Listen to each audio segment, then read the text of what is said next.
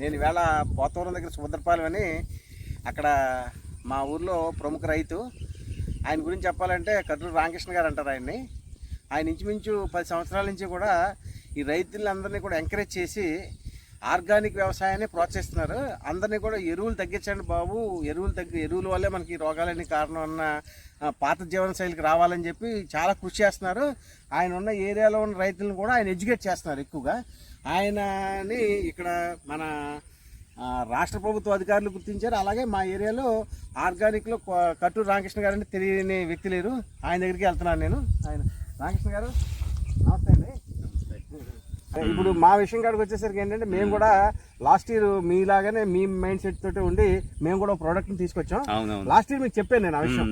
చెప్పినప్పుడు మీరు ఏమన్నారంటే చాలా మంది వస్తున్నారని విసిగిపోయారు. మాది వాడండి అంటే మా జెన్యూనిటీని మీరు శంకించారు. కానీ నేను మటుకు మిమ్మల్ని వదలలేదు. ఏదో పలానా చోట ఇలాగా జరుగుతుంది ఇలా జరుగుతుంది అని చెప్పి మీకు ఆ వీడియోస్ అన్ని పెడుతున్నాను. కొంచెం మీరు రియలైజ్ అయ్యి సరే ఒక ఎకరానికైనా కుమార్ చెప్తున్నాడు కదా అని మీరు అనుకున్నారు.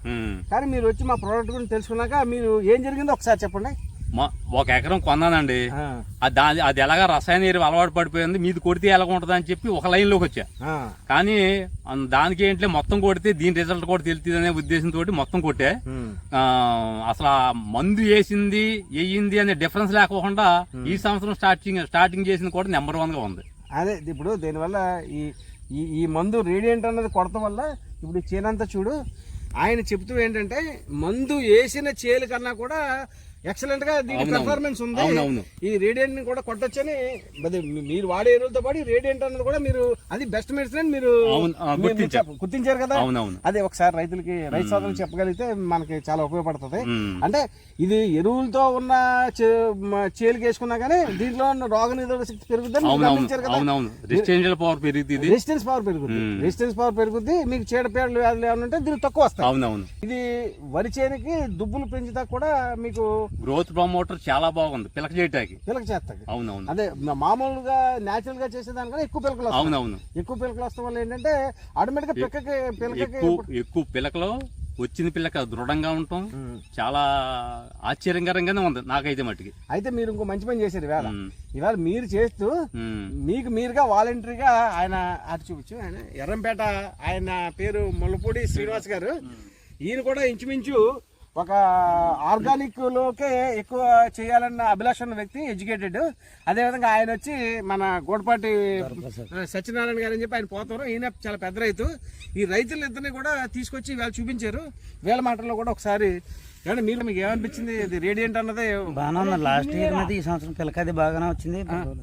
పిల్లక బాగా వచ్చింది. చీడపేడలు ఏం లేవు కదా. చీడపేడలు లేవు. మీకు మందు కొట్టినా మీ చేలా ఉన్నాయి, ఇది అలాగే ఉంది కదా. అంటే మీకు కొద్దిగా రాగానే అదే అంటున్నాను కదా నేను. ఇప్పుడు మీరు ఇంచుమించు ఎకరానికి ఎంత వేస్తారండి? ఒక సుమారు ఒక 4-5 బస్తాలు వేస్తాను. అంటే సార్వాకి ఇప్పుడు సార్వాకి ఖర్చులో చెప్పండి. 10,000 అవుతుంది. సుమారు 10,000 అవుద్ది. ఇప్పుడు 10,000 రూపాయలు రామకృష్ణ గారు ఆదాయం చేసినట్టే కదా మీతో పోలిస్తే. మీకు నాకు తేడా గురించి ఇప్పుడు ఆయన చేసి చూద్దామని వచ్చాను. అదే అలాగే ఇప్పుడు ఈయన ముల్లపూడి శ్రీనివాస్ గారు, ఈయన ఆల్రెడీ ఆర్గానిక్ చేస్తున్నారు. ఈయనకి మన మందు కొట్టారన్న విషయం తెలిసి ఆయన పక్క చేను అవుతుల్లో ఆయన కూడా ఇంట్రెస్ట్ గా వచ్చి ఇవాళ చేను చూస్తున్నారు.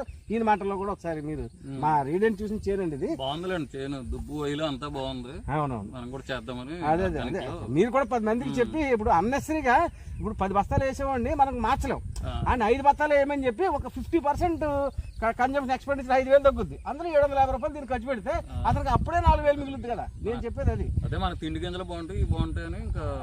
అదే కాకుండా ఈలింగ్ లో కూడా మీకు ఎప్పుడైతే ఎక్స్ట్రా టిల్లర్స్ వచ్చినాయో ఈలింగ్ లో 4-5 బస్తాలు అంటే చాలా పెరుగుతుందండి.